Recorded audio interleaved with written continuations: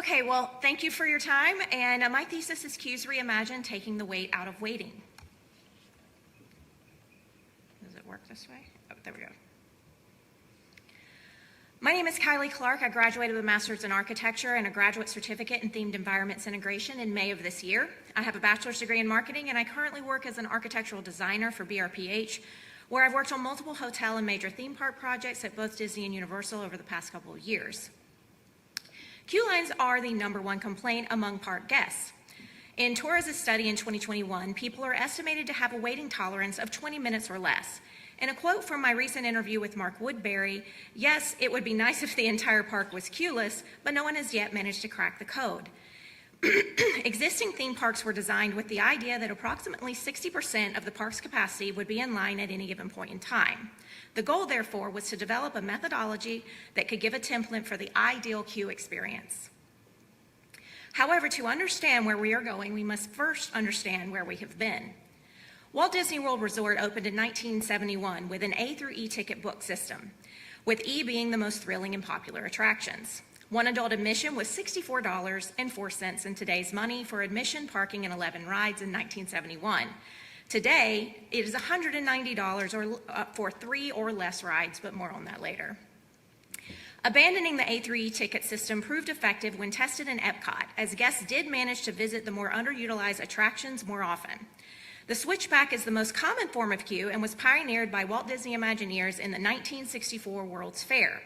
However, lines were still the #1 complaint, with guests waiting in line for up to 1 hour. By the mid-1980s, people were no longer fooled by the condensed nature of the switchback queue. So Disney created the following 3 guidelines. Once the wait started to creep up, Bruce Laval, Executive Vice President of Operations, said, "You could have the greatest show in the world, but if you have a 3-hour wait, people are going to leave dissatisfied." However, Laval had an epiphany to develop 2 lines, one virtual queue and one standby line. The new idea would allow operators to fill any gaps in reservations with standby and prioritize reservations over standby. This system is still in use in many theme parks today, such as Universal Studios Express Pass and SeaWorld's Quick Queue, with its price tag starting at $99. The new queue was tested in Disney's Animal Kingdom and was a huge success, with guests experiencing 25% more rides and 50% less waiting time. Guests also left the park happier and much more likely to return. Disney also discovered that now guests weren't in line, they would spend more on food and merchandise. To no surprise, the test was considered a resounding success and was labeled Fast Pass, and even earned the Governor's New Product Award by the Florida Engineering Society. In fact, guests liked Fast Pass so much that they started demanding for it everywhere. But Dale Stafford, Vice President of Operations Planning and Development, made a foreshadow warning that given the park was designed for an average of 60% of all guests to be in a queue at any given point in time, the park could suffer from overcrowding, saying if you did it everywhere, you wouldn't have enough space in the park. Where would everyone go? Sure enough, by 2001, his warning came true. Parks were overcrowded, standby waits had dramatically increased, and they discovered there is a limit to what people will spend. Disney came up with a centralized computer system next that would sync with your phone via an app. The app was $10 every 180 days, would prioritize Fast Pass availability to guests spending the most money, and would inflate guests' wait time to start controlling crowds. This was known as Fast Pass Plus, and in 2013, Magic Bands were released in coordination that would house guests' room keys, credit cards, etc. There were several problems with the new system, but the one I want to point out is that in order to accurately execute Fast Pass Plus, Disney realized there were not enough Fast Passes to go around for those booking in advance, so they added Fast Pass to everything, everywhere, including things that didn't have Fast Pass before, such as princess meet and greets and viewing areas for the parade. You did, however, get more chances to skip the line, traffic flow was improved, and no more waking up at 7 a.m. and rushing the gates to get your Fast Pass. You just came at your scheduled time. That brings us to Genie Plus. It was released in 2021 after COVID and had what are called lightning lanes. The new system allowed guests to pay for individual rides between $15 to $25 per person per ride. This is a graph of Genie Plus made simple, an explanation taken from Disney's website.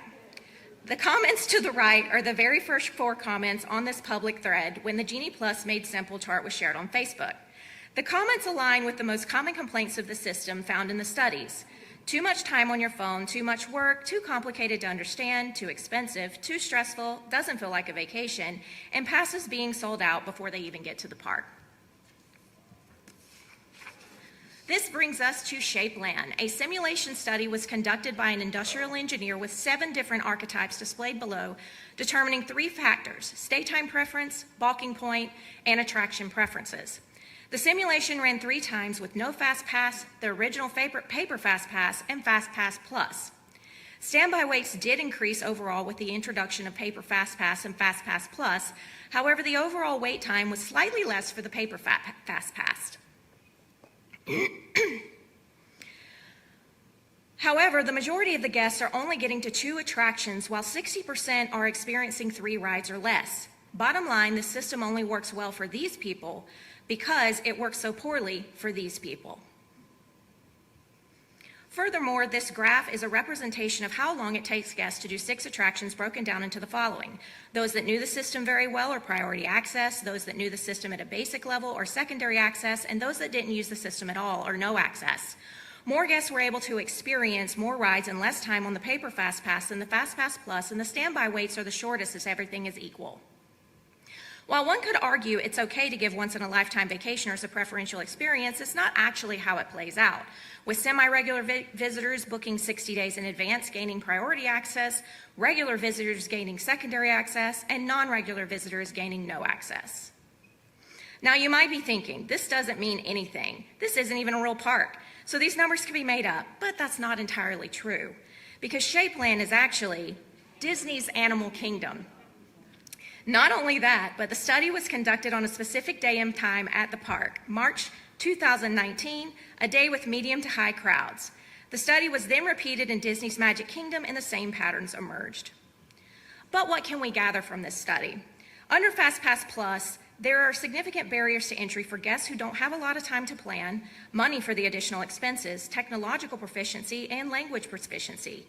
Sadly, the study showed that international guests suffered the worst from this type of system. So what do we do?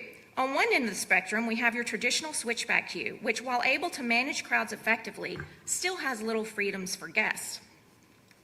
On the other end of the spectrum, we have queueless, which allows freedom for guests to go about their day, but can be a crowd control nightmare.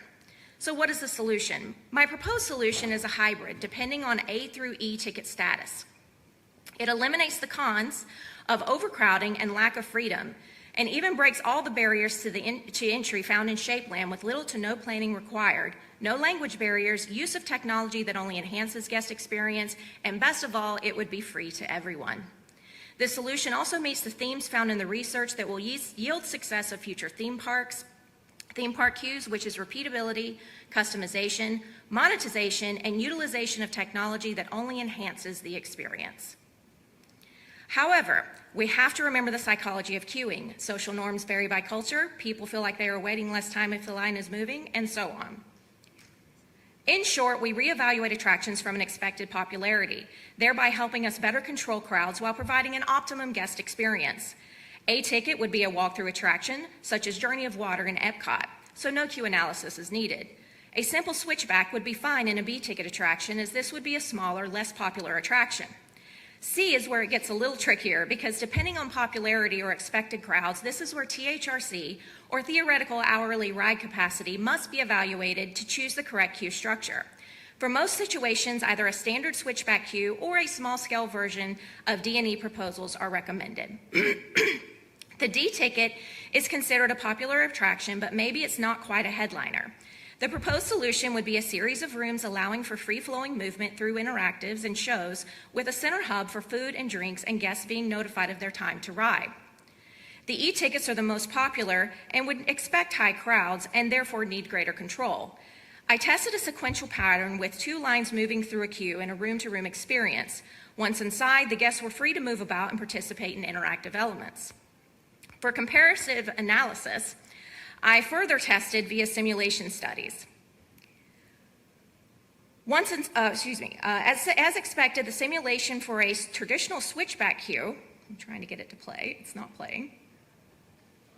I'll keep going. Once inside, the guests will be able to go about their journey as expected, with the simulation showing crowding at the front of the queue, and then another where people are boarding the ride. Oh, there it goes.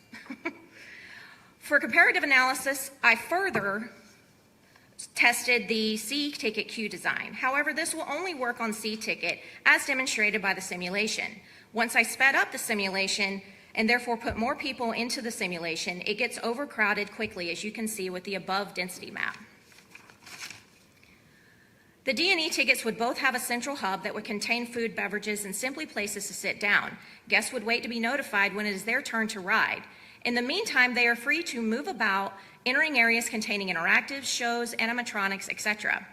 The doors would act similarly to dampers in an HVAC system, allowing for adjustments over time with capacity, seasonality, and even the popularity of the attraction. I tested a similar system for the proposed e-ticket in a more sequential controlled format. Essentially, guests were still free to move about the room, but not the entire facility, and were instead moving from room to room in 20-minute intervals. I ultimately arrived at the F-ticket.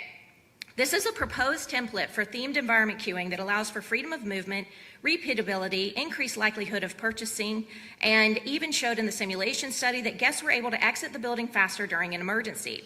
The first area is an optional drop-in queuing, followed by a sorting area. The right and left areas are your main activities or queue experiences. The options are a pre-show, interactives or gaming areas, a small live show, large live shows, and animatronic shows. In the center, the options are restrooms, food and bev, merchandising or gift shop, a lounge area, a green space, and even a quiet space for destimulation. Any of these can be dropped in any way you like, depending on your story and program. For my particular story and program, I chose the intellectual property Pokemon through the displayed setup. Each side will have the same contextual program with a unique story. Guests can choose between the cityscape or countryside route, or they can proceed to the center.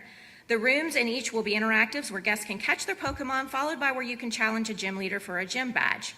Finally, you encounter our villains who set up the story. If you look to the right, you'll see I highlighted walls in blue and screens in pink to give you a better idea of how this will work.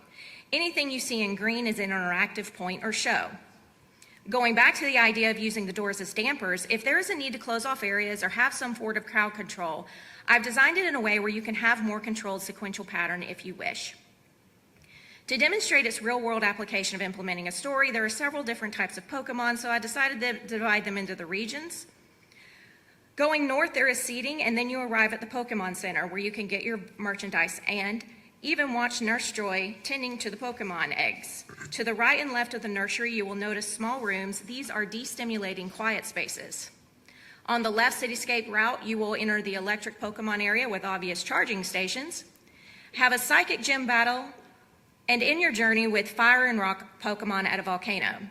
On the right side, countryside, you will encounter grasslands, waterside escapes, and gym battles, and a fairy forest that leads to a haunted house. So how would it work?